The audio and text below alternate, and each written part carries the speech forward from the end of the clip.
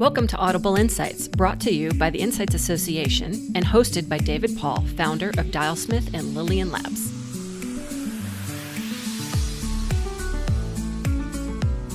So hi, Lucy. Thanks so much for joining us. Thank you. It's lovely to be here. Tell us about Keena's Mustard for those who aren't familiar. I founded Keena's Mustard 13 years ago when I left Research International, where I'd been the global marketing director for 7 years. And I had struggled to find agencies to work with who really understood insights, who could both actually get into the nitty-gritty of data and understand how to use that, but also who could write and be creative around the insight space. So I thought, well, there must be a need for an agency to do that. So I founded it then, and since then we've worked with a whole range of companies, large global networks of agencies. We've worked with end clients, and really everything we do is around communicating insights.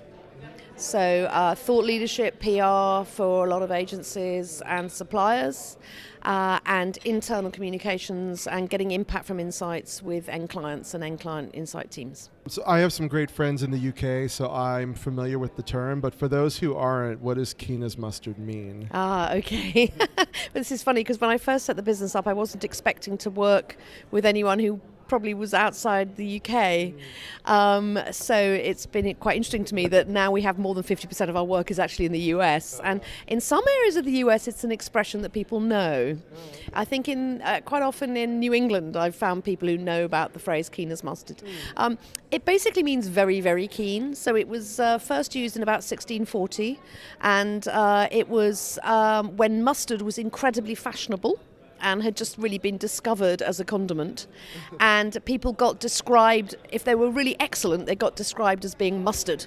So that you could say, oh, that chap, he's very mustard. And that meant he was an excellent person. And keen as mustard means really, really, really super keen, right on it, really hot. So that's why I thought it'd be a great name for a marketing company. Yeah, no, I love it. I imagine it's a good conversation starter too, especially for those who aren't familiar with it. You must get asked. Yeah, a lot, and of course that's the whole point. Right. And it's very memorable, so people always never forget it. But the main point about the reason I chose it as a name, other than I think it's memorable and fun, is that what we try to do is bring out the flavour in our clients. So we're not trying to replace that. We're trying to, you add a bit of mustard, and the steak tastes better. So that's exactly the principle of what we do. We're looking for that, secret sauce in our clients that we can really bring to life and communicate more powerfully. Yeah, well, and we're in Chicago at the Insights Association's next event, and one of the key ingredients in a Chicago hot dog, is mustard. Among many other weird things a lot of people don't know. There's pickles involved and tomatoes and... Sounds like a dream. I haven't had one yet. It's right up your alley. I think you need to try it. I'm going to have to try it, definitely. So what are some of the verticals that you tend to specialize in? Well, we don't. I mean, we are 100% niche in insights, so we work across a whole range of sectors in that our clients are working across a whole range of sectors. However, we have quite a few technology-based clients, so companies, organizations that have come into the insights industry who might not have been in it before, who have a lot of data and need to communicate more effectively within the insights industry. And also a lot of stuff in marketing, so we do a lot of work with targeting CMOs, brand marketers, and a lot of work with advertising agencies and those kinds of clients. Yeah. So what are some of the biggest questions and challenges that clients are coming to you with today that you feel is a shift from what you were seeing even as recently as 5 to 7 years ago? How's the market changing? It's changing in that while people talked about getting impact from insights in the past, I think the squeeze has been so considerable now that if you don't really, really drive attention and get people engaged with your data, then you're basically out of the game. So this has been a significantly increased thing that has taken place within our end clients. So they are under massive pressure to maximize what they've got and to get the most out of the data they've got. Everyone's sitting on vast quantities of data. We always hear these stories, I don't want more data, I need to know what to do with it. Now, the main problem that we have, as in our clients have, our end clients, they cannot communicate effectively internally. So people don't know what insights do, they don't know what the insights are for, they don't know how to use them, and the squeeze has really, really been put on them. So that's what we help them with. We help them raise their profile, we help them get impact from their insights with the broader stakeholders within their organizations. Yeah. And then how about that last mile? Once they figure out how to extract the meaning from all of those insights, also helping them communicate that internally so that it can be that's exactly activated. Communicate. That's exactly the point. So they are notoriously bad at simplifying and getting cut through with their messages. So they are very engrossed with their data quite often. They're not able to step back from it. They're not able to tell stories with it. So we do a lot of training on storytelling, visualization. We do a lot of work with clients trying to help their teams, enable their teams to actually communicate this stuff better and to talk about it and to share it and to make it viral internally within their organizations. So that's the power of what we can do. Yeah, I think that's terrific. I had another podcast guest. Her name is Melissa Marshall, and she gave a TED Global talk in Edinburgh a number of years ago, and her area of specialty is helping scientists and engineers frame their findings in a way that it can be understood by more lay people who often control the budgets and have to make the decisions. I'll be sure to share that link with you, and you might really be fascinated by her work. She's awesome. Yes, I saw yesterday when you had your session. Oh yeah. That that lady, I thought she looked very interesting. That's exactly what we do. Yeah. I think that the success of the whole industry hinges on our ability to communicate more effectively.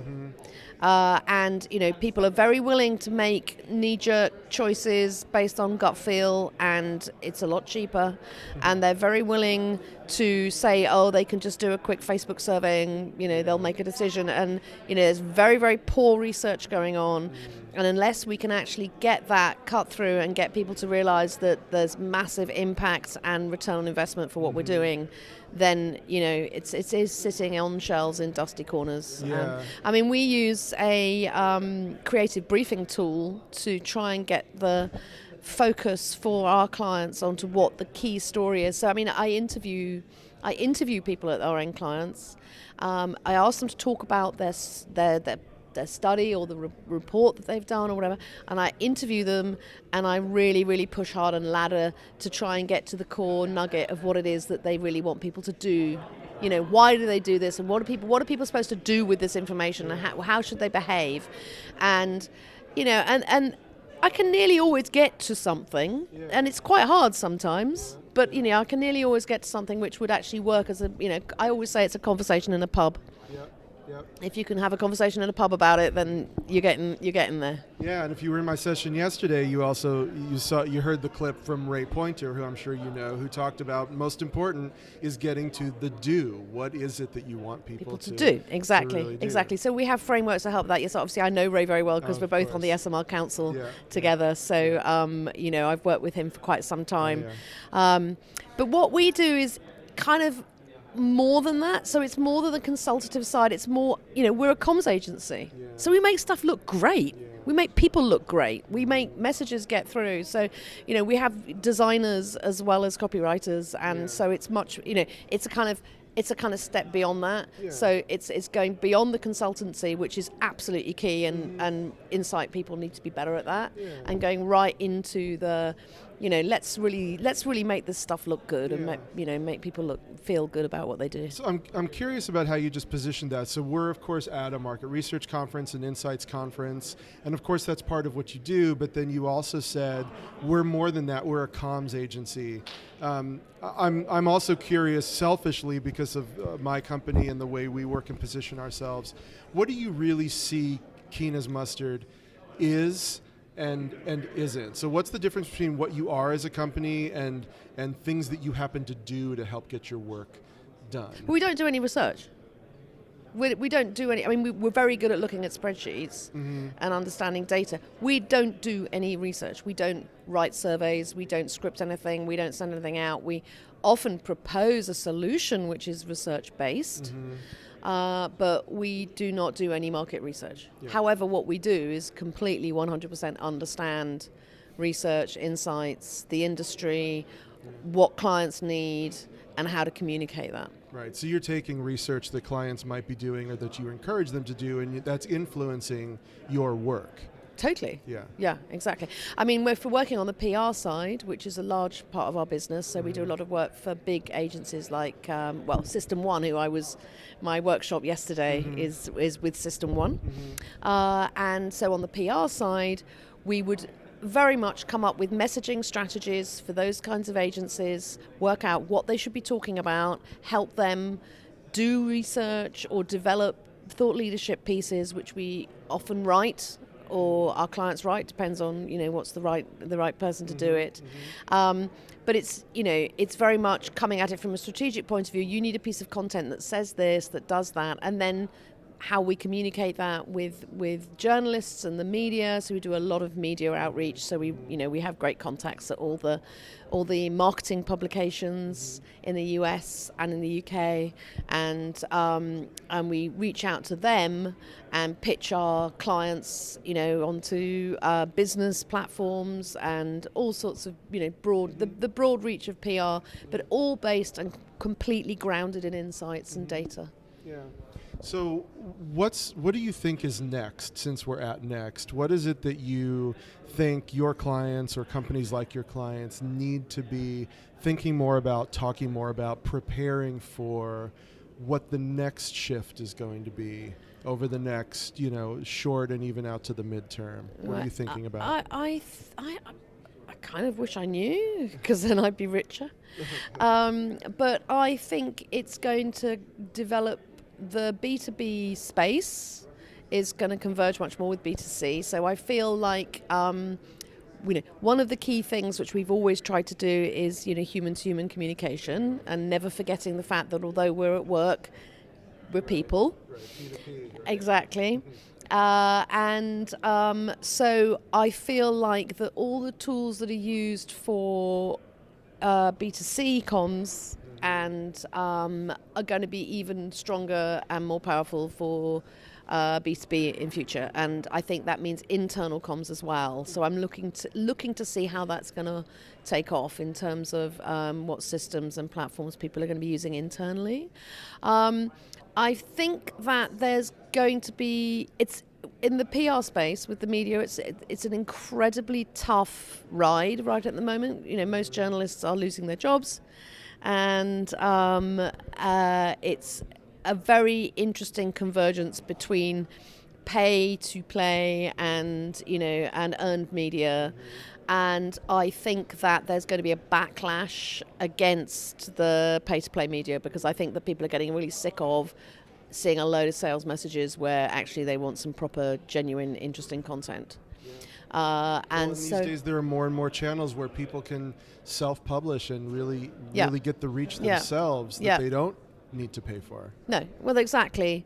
So I think that's interesting, and I think that's been really exciting. But I think that it's still really, really about the quality of the content, and you're never going to get the impact you want if you haven't got some really, really good content. And I think research has got a big part to play in that. I would love it if we could have a much better way of demonstrating the ROI on the media stuff that we do. It's very, very hard because it's not, direct. It's not direct clicks. It's not click through. That, yeah. No, exactly. So someone might read about it. They might see it at a conference. They might read about it in, CMO magazine. They might. It would be really great if there was a better way of us being able to track that. Because some of the media is still print, and if it's offline, how the hell do we demonstrate? Yeah. So then it's just about doing. In the insights industry, the thing that really frustrates me is reluctance on the part of many, in particular research companies, to actually do any research on themselves. Yes. So I would be much happier, and some of my clients do it and some don't, if we would actually be able to do some benchmarking about, around awareness and understanding of brands that we're working with, and then 6 months or a year down the line, redo it and find out if the needle shift has taken place. And getting clients to do that has been virtually impossible. They don't want to spend any money on finding out what people think of them. Ironic, isn't it? Yeah, physician heal thyself. They really, honestly, they would never advise a brand to, launch a new service or redo their website or change their logo if their clients hadn't done the research. They'd be freaking out. Right. But they do it themselves without doing any research, and they seem to think that's fine. Right. Go with gut feel. Yeah, right. And if everybody did that, we'd all be out of a job. Exactly, right? Exactly. So I think they should put their money where their mouth is and actually say, you know what, we believe in this, so we're going to do some on ourselves and actually understand what people think and what our messages are. I agree with you completely. I think we should continue to preach that for sure. Yeah, exactly. Well, Lucy, thank you so much for joining us. What's the best way for people to learn more about Keena's Mustard? Well, I guess our website, which is, I'm going to get this right because we just relaunched it. Actually, it's mustardmarketing.com. Okay. All one word, and it's long, but once you get there, it's all on there. Lots of case studies and lots of stories around what we've done with clients. So, great. Well, thanks so much for joining us and talking with us. I really enjoyed it. Okay, it was a joy. Thanks so much for listening. You can find all our episodes by searching Audible Insights on iTunes, Stitcher, or Google Play, and by visiting insightsassociation.org/audible. Thanks again, and we'll catch you next time.